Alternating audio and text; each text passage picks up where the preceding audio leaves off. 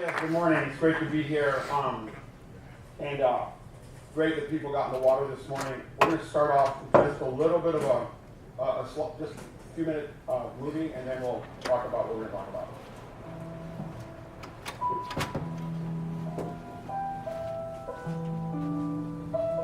Some of the numbers we were hearing as far as how high a percentage worldwide of mangroves that have already been destroyed, for me makes it that much more pressing to be able to do whatever we can do to preserve what's left. This area here is definitely a really cool spot and a really powerful area to try to maintain.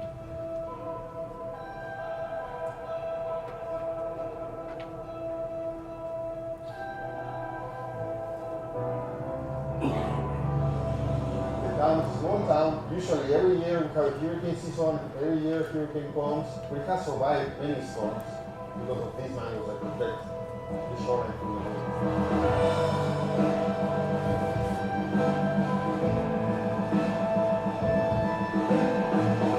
How it holds the land together. Without them, probably all of this wouldn't even be here after storms and hurricanes and stuff.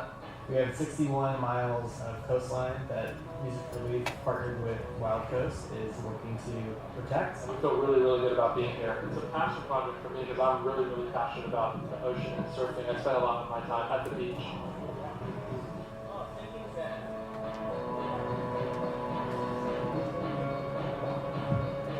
Tenemos un gran número de manglares que cuidar, que proteger, porque esta es una zona donde entra la ballena gris cada año, cuidando de que no se dañe el medio ambiente, que no haya tanta basura, y bueno, esa es la finalidad, ¿no? Cuidarla, nada más. I'm going to show you a couple of species of mangroves here in this patch of mangrove forest. So this is a root coming into the water, but now we're in the low tide, so we can look at the root system, put the high tide will be underwater. This is where a bunch of fish swim and all this wildlife. Their habitat they created for fish and stuff to grow. It's almost like a little safety net for the creatures. Bigger species can't get in there, so they can just hide in there, eat their food, and just thrive.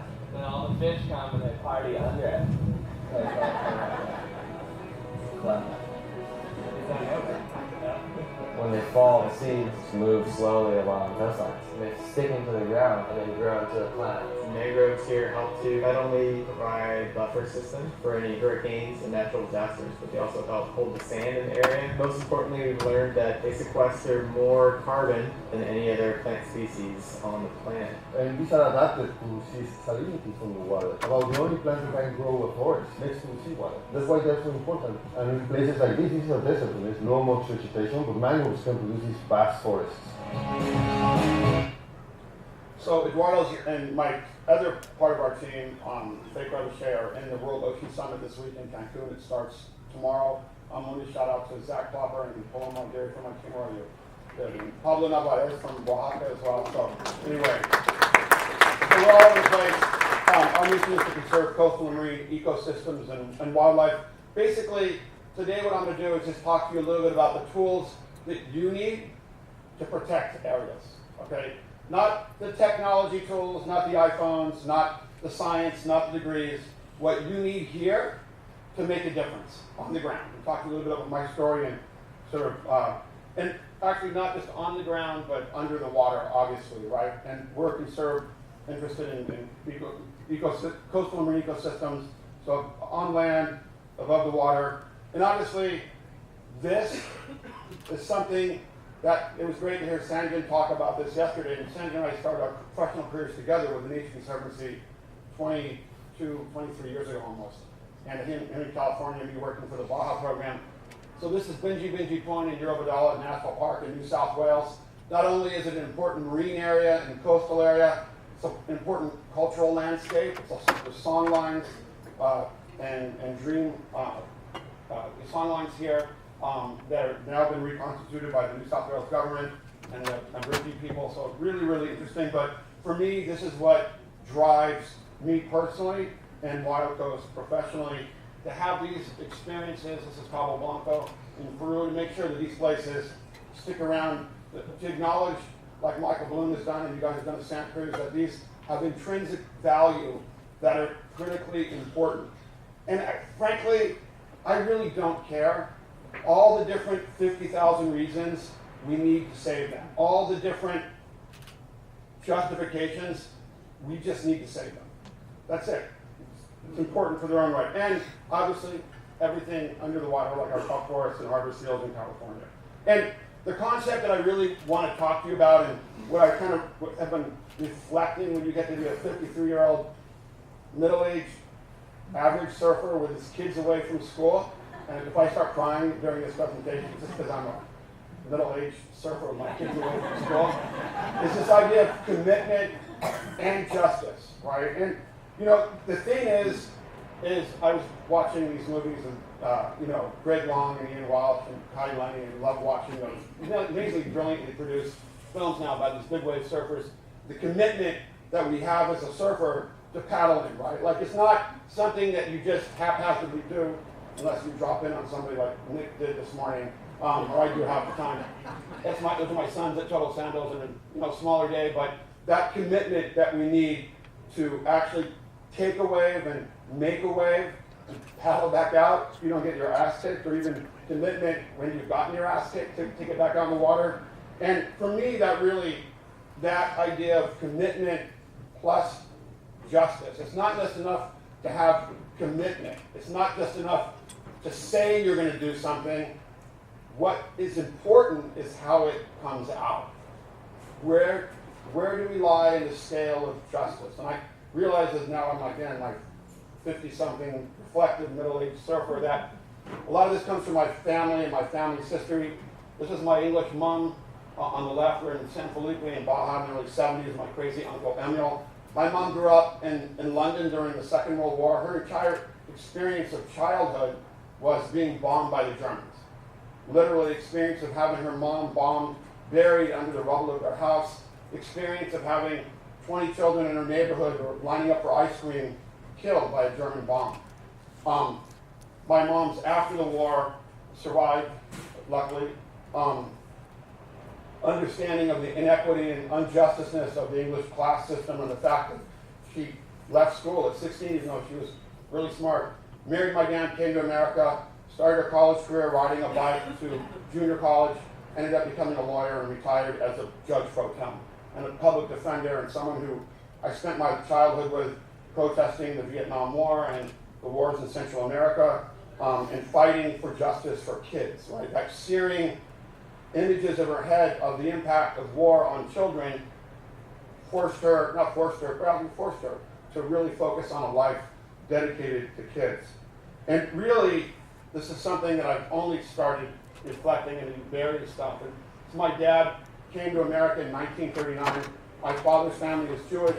And it's funny, I never heard the story about, I knew why he came to America, but how it happened. And he said literally his mom just came one day with him and his brother Roland. His uncle came and said, get in the car, and they got in the boat and they came to America. Of course, there's a story behind that. And at the same time that was happening, and within a few years, most of his family had been marched into trains and sent to concentration camps and murdered. And so that searing understanding by my father of the sacrifice that his family had taken to escape that, but more importantly, the burden of justice, is something that had really stayed with me. But it was really when I was 10 in Imperial Beach. Before I started surfing at the age of 13.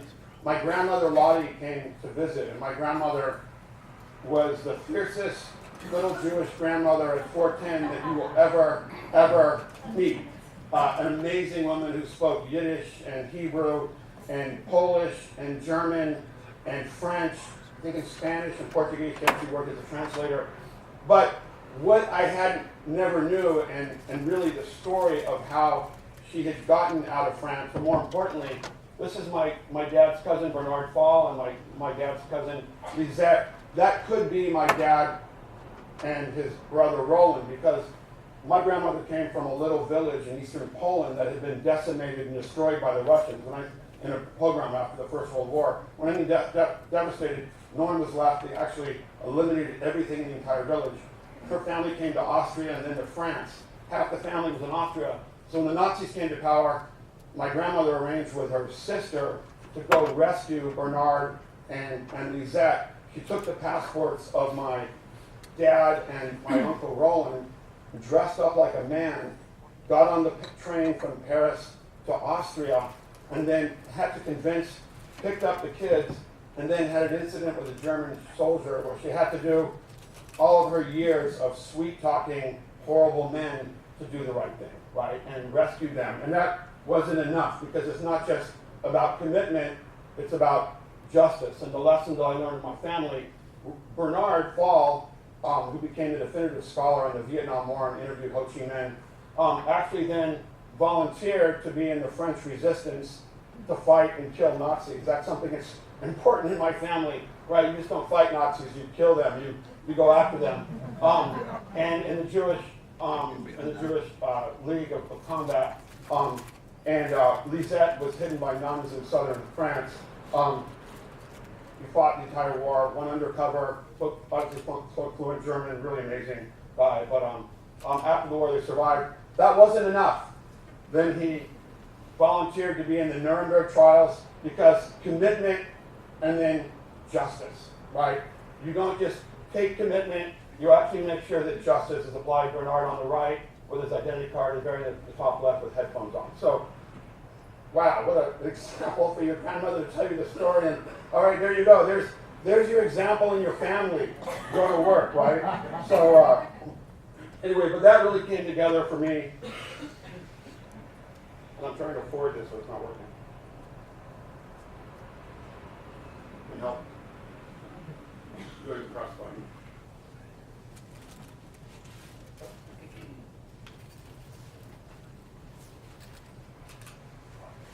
We lived in El Salvador. My dad got a job. My dad was a filmmaker. Got a job working for USAID in El Salvador in 1974.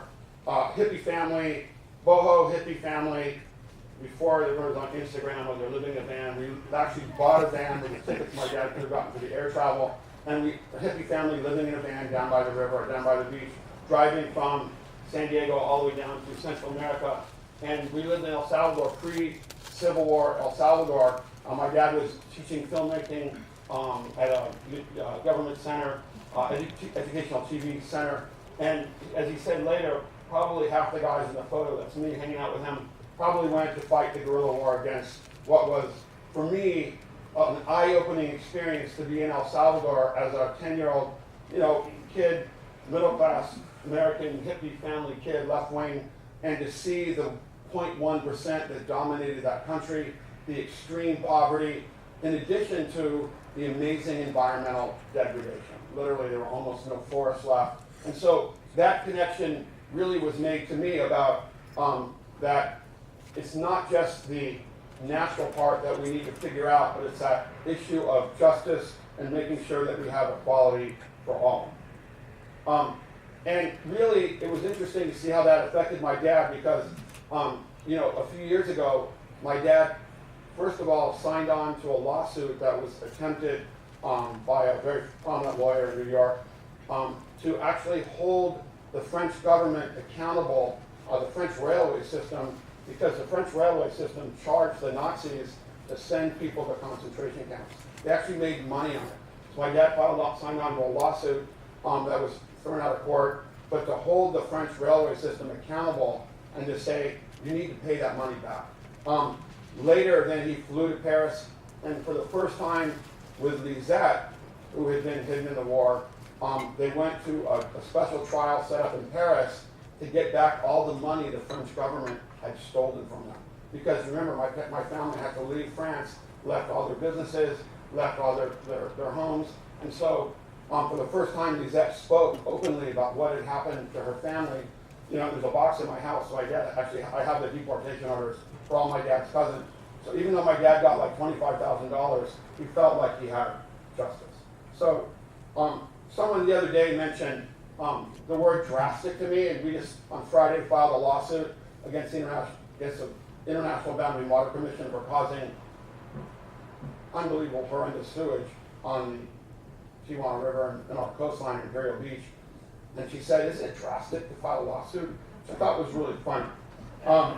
And so this word drastic is something that I became used to having grown up in Imperial Beach. We moved there in 1971. We just found this amazing estuary. Like literally the first day we went down to the beach, the very end of the beach, and discovered the Tijuana estuary.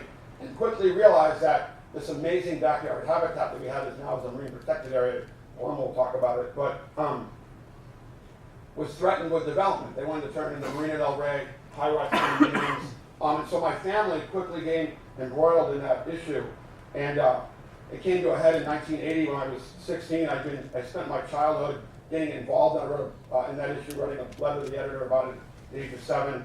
And finally, our famous mayor, Brian Bilbroy. Our city used to be, the whole philosophy of our city was destroy nature to advance the city. Now his mayor is save nature to save our city. But that's me and my cross-country coach, Benny Holt, and my buddy Jeff Burns. Brian Bilbroy tried to dam up the Tijuana River during this intense effort to develop the estuary. I was 16 at the time, Jack was 17. Brian got into a skip loader. That's me standing in front of the skip loader. Then sent his goons in to basically beat us up. My feet are under there. Imagine the angriest, meanest locals in the lineup beating you up. Like, and having the mayor and the cops say, oh, it's great, awesome, keep beating them up. So after that, it didn't, it was pretty tough. IB was a really rough place when I was a kid. It was a brutish, mean, blue-collar biker beach town. But we prevailed, and the Tijuana Estuary is now a National Estuarine Research Reserve, the largest open remaining coastal wetland in Southern California, but now facing tremendous issues from an onslaught or a drastic case of pollution, unlike anything you could even imagine. Off the charts, biblical scale, pollution of toxic waste, waste tires, pollution. This is actually in the state park. This is Borderfield State Park. So, plastic, you want a plastic? We don't think there's any other place in the entire Pacific where more plastic is distributed, deposited in the ocean. We had the mouth of the Tijuana River closed 2 years ago, and every leopard, and it was a pollution incident, every leopard shark, pretty much all known life in the estuary died. It was one of the most devastating things I've ever seen, because if you love leopard sharks like I do, to see them in by the hundreds, spread all over the place, dead, is awful. And really what's drastic is the fact that this place isn't surfable and beautiful 365 days a year. What's drastic is that ultimately I can't surf with my kids or my friends or my community the mouth of the Tijuana River anytime I want and not get sick like I did in December when we went out on what should have been a clean day, right? Because there's so much waste. And so that's something that I want all of you to understand is you never have to apologize for doing your job. You will be maligned, you will be yelled at, you will be made to feel guilty, they will descend on you, but the reality is you never apologize for doing conservation. That's what we do. That's what we're about. That's what we strive for, and what we want to have, especially all of you young folks, a long life doing, because the stakes have never been higher. You would be called a radical, right? And you should, Hugo, I said on Twitter, was the Joe Strummer, and SAS is the Clash, and that was a compliment, because they're my favorite band ever. Anyway, but, and in the age of Trump, when we have radical residing in the White House, and this radical philosophy, and this radical behavior, and promulgating radical, uncivil, unjust behavior, it's really important that we need to continue to be radically brilliant. And I talk about radical in the context of what I consider the most radical and innovative and brilliant campaign of all time, the mother of all radical campaigns. Well, in addition to the SAS brilliant stuff that we didn't know about at the time, I don't think, the Save Trestles campaign, Matt McLean riffing off punk rock and every known form of pop culture, Greg Long involved. This was the first effort, Save Trestles, my kids were involved in. What's really important about being radically different is that, or brilliant, is that ultimately it isn't about screaming, it's about being smarter than the people we're opposing, right? And we are opposing them. It's about being smarter, it's about being faster, it's about being more innovative. It's not about screaming, it's not about yelling, it's not about fighting, it's about getting shit done way quicker than the corporate morons that we're essentially opposing. And believe me, they're not that smart. we really have to understand that. We have the moral high ground, and more importantly, it's just a lot more fun to be us and to do this work. What's really important, though, is that every step of this way, when you accept the responsibility of being radically brilliant and part of a collaborative coalition to actually just save something that should never have been under the threat of development, is that ultimately, imagine if somebody went with a permit to say, I'm getting a permit to burn the Mona Lisa. Can you imagine if that happened? But somehow, everyone in Orange County, or the establishment, decided that it was okay to put a toll road through trestles. We were radically brilliant, but I tell you what, it was really Surf Rider, lots of other people. That campaign is still going on. We're still now part. We thought we'd solved it, and it's still ongoing, but we're all committed. And everything I learned from that campaign, I applied to every other campaign we've done, and that really came to a head in Cabo Pulmo, in Baja. And this is one of the most important marine reserves in the world, where thanks to local fishermen deciding to not fish, fish have come back more than 460%. If you want to dive in what a place like Jacques Cousteau had said was like, the world's aquarium, please go to Cabo Pulmo, it's amazing. And if you're at the right time, you can get good surf on the East Cape. Whale sharks have come back. But at some point, about 10 years ago, a Spanish company with huge access to pension funds in Spain and Europe and EU money had decided to build they were going to build a major resort of over 200,000 people on the shore of Cabo Pulmo, actually bigger than all of the area of Cabo San Lucas and Los Cabos. That we carried out a really big campaign, beat that back, and then if it wasn't bad enough to have the EU affiliated money, this company spent 200 million euros. I don't even know what they spent it on this empty fake project with nothing got done. Then the Chinese government got involved. And don't make this up. I've been waiting to combat the Chinese government ever since Tiananmen Square. And so we really riffed on the Save Trestles campaign. That's Emiliano Zapata, right, the hero of the Mexican Revolution, and really the mythos of Mexico, the Superman of Mexico, embodies everything that Mexico stands for, really putting a stand to Chinese communist tanks. The only people that got mad about this were fellow environmentalists that got mad at us for being too radical, and old school communists in Mexico that were really mad that we were insulting the Chinese Communist Party. So anyway, but things got pretty heavy. Basically, our spokesperson in Mexico for this and many other things was Hijo del Santo, a Mexican wrestler. Amazing guy. His dad, and Santo was really a hero of John Wayne in Mexico, right? And so he came out to speak at a public environmental impact assessment meeting on this project, and he got attacked, actually physically assaulted by pro-project thugs paid by the government. Pretty heavy, but erupted a big scandal in Mexico over this. How dare they attack El Santo? Went crazy viral on social media, and we won. And now Cabo Pulmo is protected. And so, we were brilliantly radical, as we copied from Surfrider, but it's really important that you're always evaluating what you're doing, and you're always willing to, at some point, break from the herd to do something that's right, do something that will help you get justice, and it's not always going to be easy, nor should it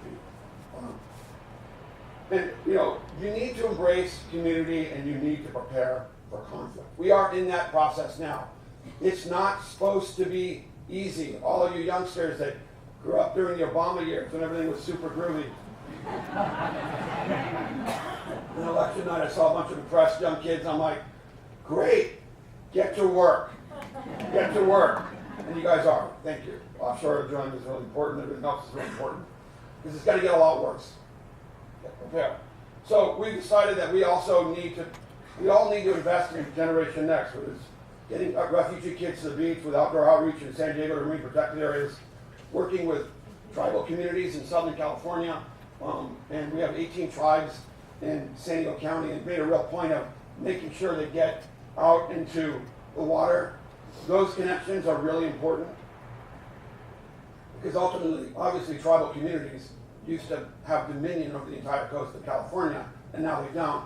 And so it's really important to make sure that we balance the wheels of justice, to make sure that folks who used to own, this is a La Jolla band of Lucena Indians, these kids. And I was happy to talk to these kids' grandparents at a meeting I went to, and they started talking immediately about how their ancestors had been at La Jolla Cove, right? They owned it, and how important that was to them. It wasn't something that happened 100 years ago. For them, it was happened yesterday, so it's been really moving. But in Oaxaca, Pablo, if you saw his talk the other night, some of you did, was a little bit modest. This is one of the beaches where he works and we surf. Mora Utah in Oaxaca. Pablo's Beach in Barra La Cruz is the most important leatherback nesting site in Mexico. And in Mora Utah, we were there in November.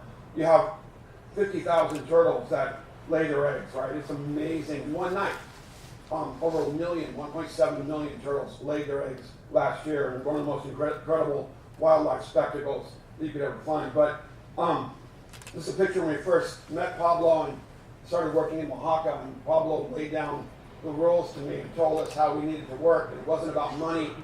I was really impressed. It wasn't about money. But the thing about Oaxaca is that at any moment you can and you will be kicked out of the community and told that you are no longer welcome there. And that happened to us. Zach, raise your hand, Zach, had done all kinds of work with Reef and took people down. And then another group that Pablo ended up fighting, and he talked about fighting with baseball bats and sticks, took over the community, ripped down all the work we'd done, and made it clear that we were never welcome back. And that can happen anytime. Another community made it really clear where those turtles are, that if you mess up, we have a jail for you. We will put you in jail. So you need to make sure you embrace conflict, work with the community, but understand that ultimately it really isn't about you. And then, really now we're on the edge of radical, drastic climate change. Things are changing. We're in the period of climate instability. This is Massachusetts last week in an area where the surf really doesn't get that big. I was amazed. I think some of those of us who work on these issues were amazed by this. This is Montecito, near where Sean lives. And, to see the devastation out front in Montecito was really devastating. And to see what happened in human cost, but also the fact that this can now happen anywhere with climate instability, whether it's in Bel Air with fires, Montecito, Massachusetts, Imperial Beach. And we're really staking our claim in Wild Coast and at the city of Imperial Beach and really working on addressing climate change, working on issues of blue carbon to really monetize the amount of carbon sequestration that happens in these mangroves. And then at Imperial Beach, we were the first of a few cities that filed a pretty groundbreaking lawsuit against 35 of the world's largest fossil fuel companies for causing climate change. A lawsuit that was joined by the city and county of Santa Cruz, the city of Richmond, the counties of Marin and San Mateo, New York City, San Francisco, and Oakland. It'll soon be Los Angeles. Soon what you'll see cities all over the world holding these companies accountable, balancing the scale of justice for actually causing climate change. And we have the science to show that they did. And finally, I ran for mayor, and I told the story to a couple of locals. I knocked on 5,000 doors and won the election by 43 votes.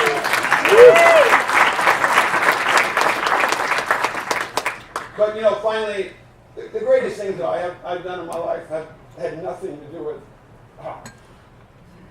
Like I said, I'm a middle-aged surfer. My kids are grown up, but it's really that adventure with my kids. I was on the beach when the Action Sport Retail Expo. It used to be in San Diego in the winter, and I was at Black's.